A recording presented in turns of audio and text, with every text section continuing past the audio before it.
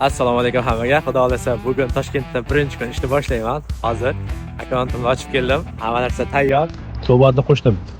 Xudo xolasa hozir birinchi zakaz qabul qilib olaman. Ishni boshlayman nasibsa. Kuzatib tursalaringiz bugun qanaqa bo'lishini ko'rsatib beraman hammasini. Bismillah, birinchi zakazni oldim. Xudo xolasa boshladik. Restoran Safiya ekan birinchi zakazimiz. Boshladik.